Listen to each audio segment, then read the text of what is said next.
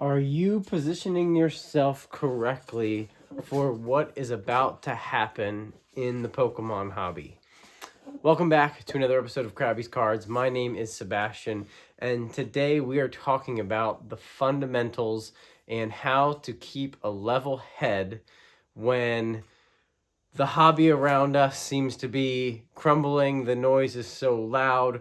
And this is something that I really need for myself. So I want to talk about it out loud. And the first thing I want to talk about is being ready, but not eager, right? Because this year, I know that I'm going to be doing probably more buying and more selling than I ever have of any year in this hobby.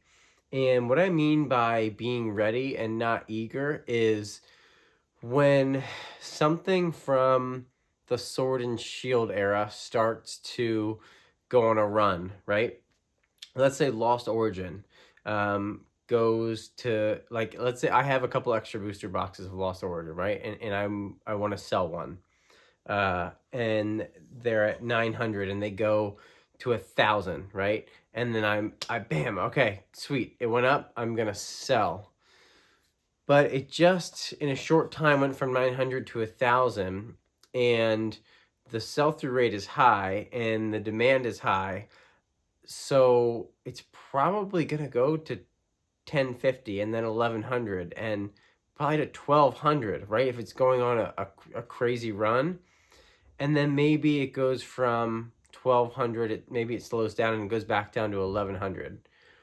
Well, I can sell then, right? Like instead of selling when it goes from 800 to 900, right away, boom, all right, we made a jump, let's sell right away. I personally like to have some patience and see where the run takes us, right? See what the new ceiling is. And when it retraces a little bit, then sell if I truly still want to sell that item. Because you're never going to sell at the top, you're never going to buy at the bottom, but I kind of like to see after a run where a box settles at. And once a box hits kind of that new leg up, I like to sell when it kind of settles at that spot if it's a box I was looking to move, right? And that patience has definitely helped me. A couple weeks ago I talked about my team up sale. I could have easily pulled the trigger at that when it hit 7K or 8K, but I was patient. I had my listing on eBay for like more than I wanted, and I was accepting offers. And then when the right offer came along, I pulled the trigger. That way I have very little regret in selling something because I know it's at a price that I was comfortable with. So that's kind of on the selling side. When it comes to the buying side, I am still trying to really stay solid with my rule of three for this year. They were talking about this the other day on the Pokey Critical Hits podcast. So, and something that I've done for a while, I wish I would have started a long time ago. And that's buying three of everything that you really like, whether it's a booster box, an ETB, a collection box. Buy a minimum of three if it's something that you really love, because you're going to want one to hold forever.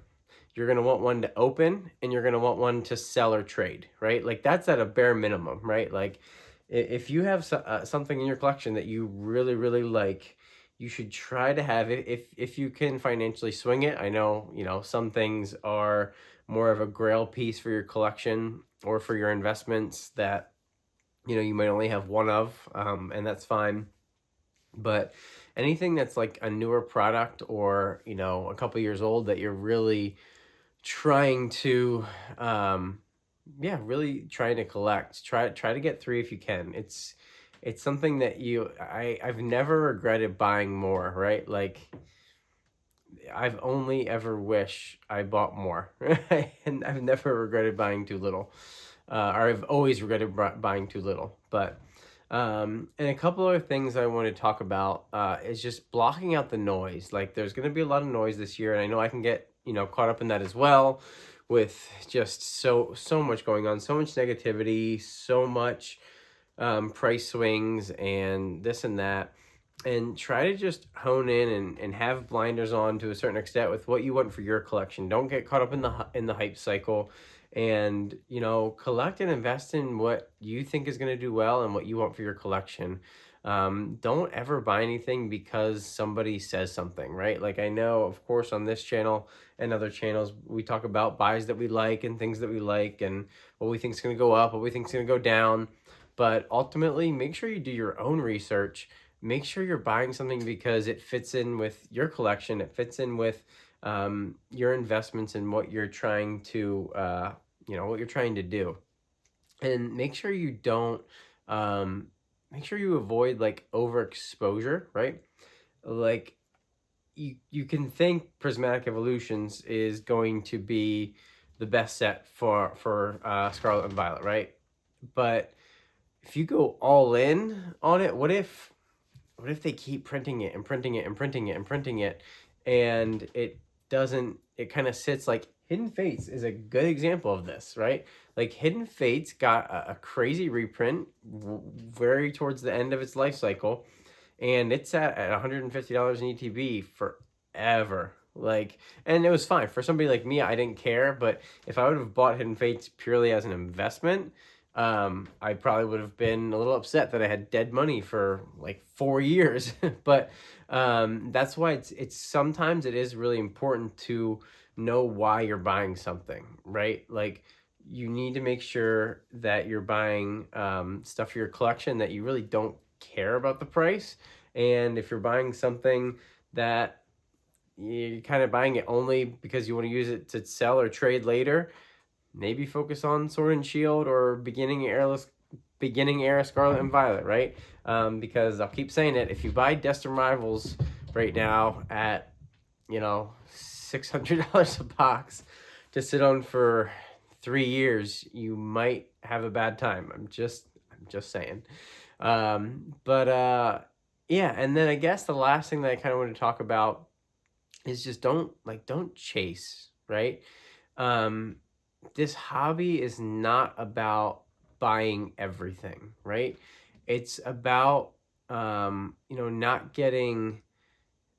putting yourself into a box, right? Like, you want to just stay calm and stay calculated when you're building your collection or your investments, because if you try to chase and just like right now with Ascended Heroes, right? If you're just chasing and like, oh, I have to build this huge position in Ascended, it's like it's not available. Like, the ETBs are short, you're being shorted places, and and you're going crazy trying to get Ascended, and you're missing out on Paldea Evolved and Black and White and Paldean Fates and 151. Like, you always want to make sure that you're focusing on things that are going to be out of reach a lot sooner than something that's just in print right now, that just came out right now. So yeah, it's all about just being prepared and positioning yourself financially right,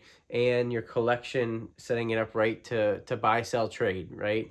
And if you do all those things, you can have smart timing, and you're going to be successful, right? Like, and because if you do those things, you're gonna have a collection that you like, right? And you're gonna have even investments that you like, that you feel good about holding.